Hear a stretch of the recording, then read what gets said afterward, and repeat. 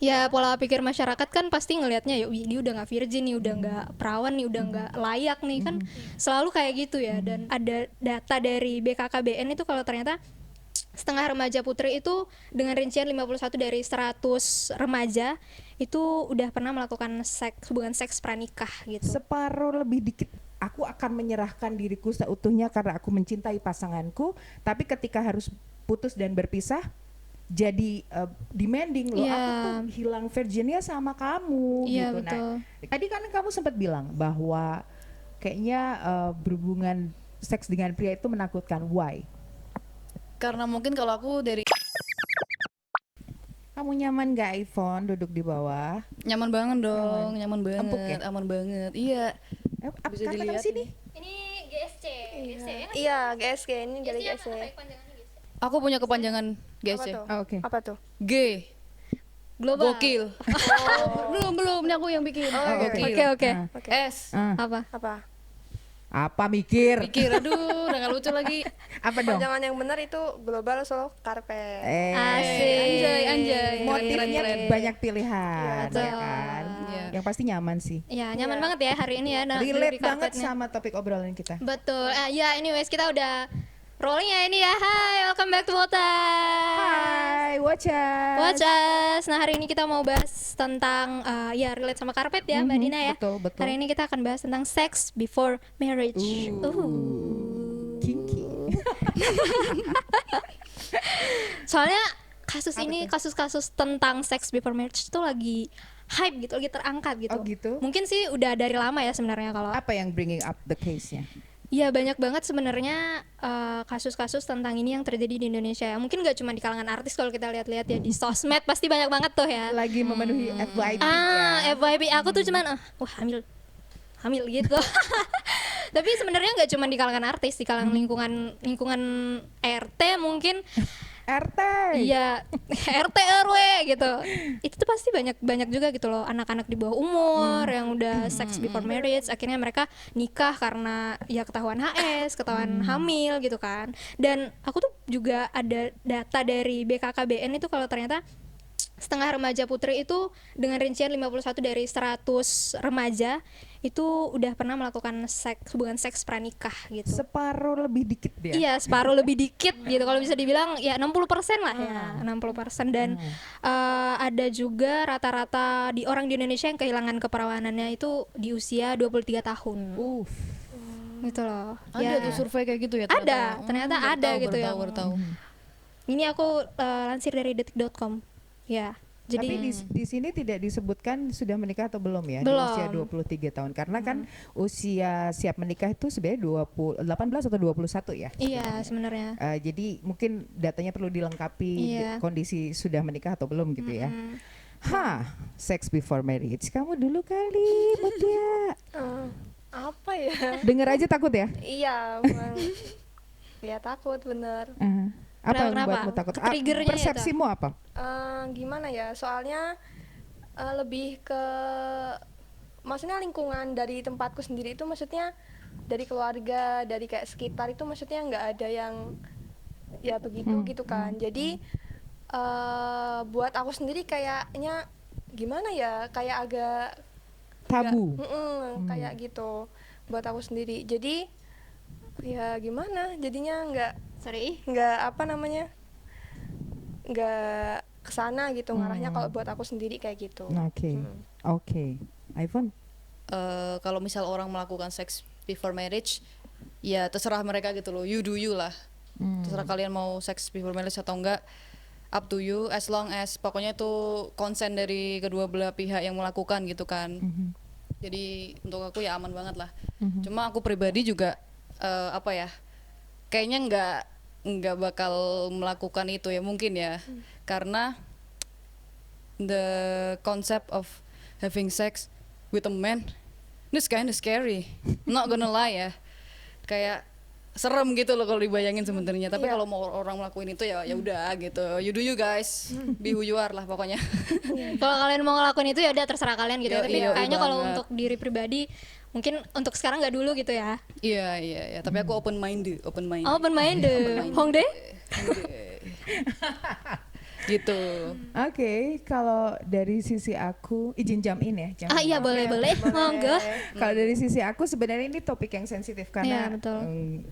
tidak akan pernah ada habisnya bahasan tentang ini. Cuman itu lebih bersifat personal. Jadi yang perlu dipahami adalah ketika ada di satu circumstances tersebut, apakah diri kita itu punya persepsi tentang melakukan seks sebelum menikah. Karena ya mungkin lebih ke hal yang informatif.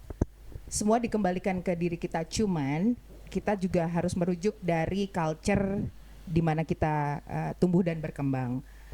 Bahwa dampak yang kenapa ini menjadi satu yang tabu quote unquote di satu sisi, walaupun sebenarnya tidak ada aturan hukum yang pasti gitu. Betul. Cuman lebih ke aturan normatif masyarakat, kemudian PMS, penyakit menular seksual, iya.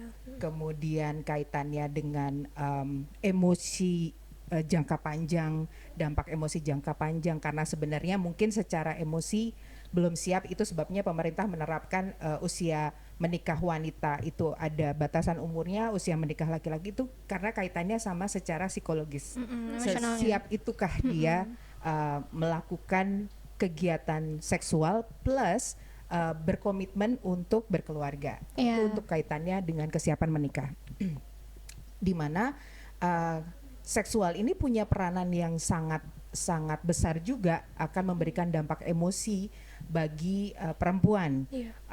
Di mana perempuan ini punya resiko lebih besar kalau Betul. dilihat. Kalau laki-laki tidak perjaka itu Ya udah bukan jadi bahan bahan- ceng-cengan Iya, gitu. betul, Tapi kalau betul. perempuan sudah nggak virgin itu menjadi pertanyaan gitu. Iya. Walaupun sekarang tidak dipungkiri terjadi di kota-kota besar, ini adalah hal yang wajar. Yang lumrah Mungkin aja. juga banyak pria yang tidak menuntut pasangannya untuk tetap virgin gitu. Cuman kita kembali sebagai perempuan, kita kembali ke diri kita. Apakah kita sesiap itu dengan dampak-dampak hal yang lainnya, kayak misalnya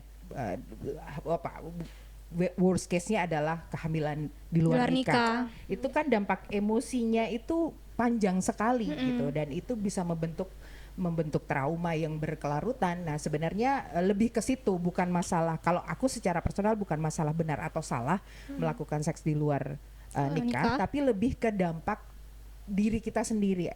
If you're ready dan Go. konsen, bukan karena aku mencintai pasanganku dan mau melakukannya, karena memang benar-benar konsen, dan go ahead, just do it. Dengan segala resikonya, dengan segala konsekuensi emosi. Kadang ini juga menjadi bumerang buat diri kita. Aku akan menyerahkan diriku seutuhnya karena aku mencintai pasanganku, tapi ketika harus putus dan berpisah, jadi demanding loh. Iya. Aku tuh hilang virginnya sama kamu Iya, gitu. betul. Nah, ketika itu mau dilakukan, pikirkan itu juga. Resikonya Iya, yang akan karena terjadi. bukan berarti pengorbanan untuk kehilangan virginitas itu akan jadi hal yang baku akan kamu dapatkan. Kalau aku mengorbankan diriku untuk pasanganku, aku akan mendapatkan pasanganku untuk selamanya. Kan nggak bisa kayak gitu juga gitu. Jadi Iya. hal yang harus dipikirkan untuk kedepannya adalah apakah kamu memang benar-benar siap. Kalau memang siap dan kamu secara konsensual mau melakukannya, then do it. It's on your own responsibility gitu. Betul. Karena ya benar sih ya dari yang Mbak Dina bilang, in the end of the day kan sebenarnya yang lebih banyak akan terugikan itu cewek ya, sebenarnya perempuan yang akan lebih banyak merasa dirugikan, walaupun mungkin cowok juga merasa rugi atau apa, udah meluangkan waktu atau mungkin apa segala macam. Cuman in the end of the day ya pasti dari masyarakat pun akan melihat bahwa dia udah nggak ini nih, walaupun mungkin nggak ada yang saklek yang kayak tes keperawanan kayak gimana ya sebenarnya. Cuman ya pola pikir masyarakat kan pasti ngelihatnya ya dia udah nggak virgin nih, udah nggak perawan nih, udah nggak layak nih, kan selalu kayak gitu ya. Dan aku tuh punya salah satu teman yang dia melakukan seks before marriage, dan ternyata cowoknya ini itu udah punya pacar dan mau menikah. Ya itu kan oh my god, kayak aku ketika mendengar hal itu dari dia tuh langsung kayak itulah kenapa kamu harus cari tahu dulu gitu loh, hubungan ini tuh mau dibawa kemana, apakah memang dia serius mau nikah, apakah memang akan ada ujungnya hubungan ini. Karena ketika kamu setuju untuk melakukan sex before marriage sama orang yang belum tentu akan jadi pasangan kamu dan ternyata ya begini gitu kejadiannya kan, kamu yang sakit hati, kamu yang harus hamil, kamu yang harus melahirkan, kamu yang harus ini. Ya. Dan bahkan dia sempat mau aborsi dan bunuh diri, Mbak. Itu kan Ya itu dampak emosi yang berkepanjangan kan, Iya. itu belum lagi lebih ke normatif gitu, bagaimana dia di masyarakat, bagaimana omongan orang, kemudian social judgment, itu adalah dampak-dampak yang sebaiknya bisa dipikirkan dulu sebelum melakukan itu gitu, karena ya tidak semudah memberikan rasa cinta dan keinginannya gitu, karena ya itu hal panjang yang harus dipikirkan gitu. Ya kalau buat aku secara personal sebagai whatever it is, seks itu need. Jadi yang perlu dipahami adalah sex education, bahwa yang dimau kita tahu, yang dibutuhkan kita tahu. Jadi ketika akan melakukannya, apakah aku memilih pasangan yang tepat if I'm doing sex for before marriage gitu, dengan orang yang tepat. Tadi kan kamu sempat bilang bahwa kayaknya berhubungan seks dengan pria itu menakutkan. Why? Karena mungkin kalau aku dari sudut pandang as a woman ya, sebagai perempuan tuh rawan eksploitasi aja sih. Kan maksudnya ya cowok tuh serem ya, jujur aja ya, serem gitu loh. Jadi kalau aku pribadi kayaknya bisa bilang enggak sih. Cuma ya aku at the same time juga aku punya pemikiran bahwa ya udah sex is just sex gitu, I guess. Jadi kayak misal orang, maksudnya someone just nggak harus menemukan sosok yang ini yang jadi suami gua nanti gitu. Ya udah seks aja gitu menurutku ya. Tapi ya mungkin ya lagi-lagi pemikiran orang Tiap orang beda-beda, tapi aku, ya. meskipun aku pribadi Ya. memilih untuk enggak sih. Ya, kalau aku juga, yang itu tadi sebenarnya aku berpikir bahwa aku takutnya ketika aku menyerahkan itu ke cowok, ternyata cowok ini tuh bukan cowok yang benar, cowok yang baik gitu. Jadi aku lebih memilih untuk mungkin enggak dulu deh, mungkin kita tunggu ya sampai kita nikah dulu mungkin gitu, karena ya kita nggak pernah tahu gitu loh kedepannya bakalan kayak gimana hal gitu. Ya, mungkin yang perlu dipahami untuk kita bahwa kita perlu belajar tentang seks itu seperti apa dan bagaimana.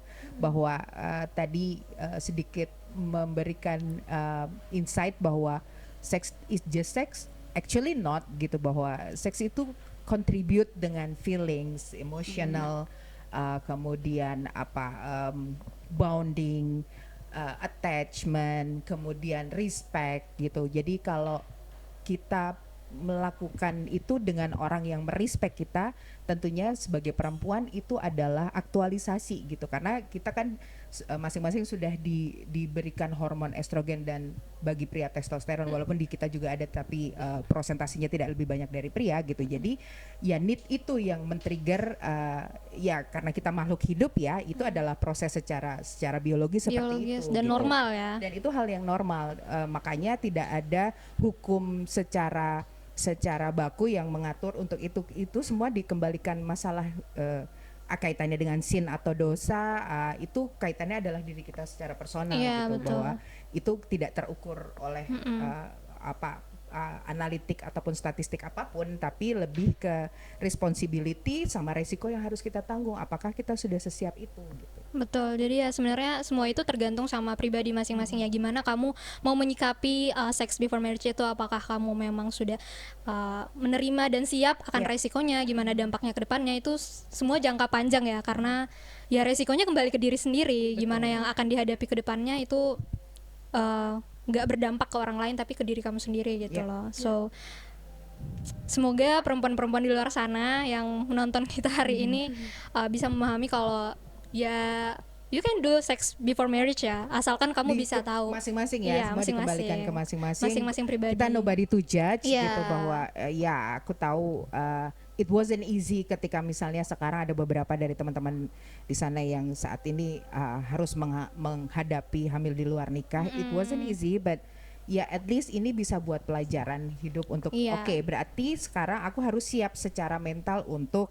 proses selanjutnya menjadi ibu, mengembangkan diri tanpa ya menyesali boleh, tapi as a trigger untuk kita menjadi sosok yang lebih baik lagi gitu. Iya. Dan kemudian juga ketika memiliki anak bisa mengajarkan gitu ya. Betul. Sex education tuh penting gitu loh ternyata. Karena kalau kayak dilarang itu kan somehow aturan itu kan membuat orang jadi kayak Ke-trigger malahan ya. malah jadi kayak ya Gimana nih aturan aku? dibikin buat dilanggar Aku gitu. harus Tapi ngelakuin ini nih ternyata. harus diberikan pemahaman Iya. bahwa ternyata dampaknya Seperti ini.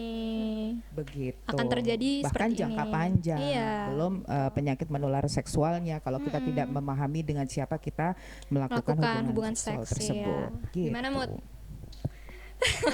Dapat insight baru nggak? Iya sih, maksudnya kita nggak bisa apa ya, buka pemikiran, kita nggak bisa apa ya, buka pemikiran orang. Kalau aku kan maksudnya karena emang dari keluarga sendiri enggak ya, jadi kita nggak bisa maksudnya nggak memaksakan, iya memaksakan buat semuanya enggak juga gitu, karena semua ya tergantung yang dibilang Mbak Dina, kesiapan mental masing-masing pribadi seorang wanita gitu. Jadi ya udah gitu. Insight baru gitu.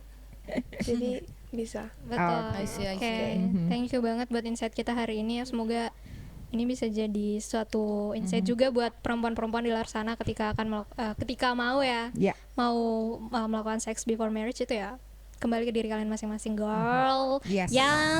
You go girl. You go girl. Nah, so aku untuk mengakhiri ya episode kita tentang sex before marriage. Hari ini gimana kalau kita ngasih satu lagu masing-masing nih? Mulai dari Mutia mungkin, Mutia. Apa ya? Lagu apa? Lagunya apa? Lagunya apa ya? Belum kepikiran sih mungkin yang lainnya. Kalau Kak Ivon Aku mungkin. belum kepikiran. Oke, karena kamu belum kepikiran, aku ngasih 2 ya. Oh, boleh. Oke, terima kasih, Mut. Makasih Oke, juga. aku yang pertama mungkin lagu Sexy to Someone by Clairo. I love Clairo. Me Shout out too. to Clairo.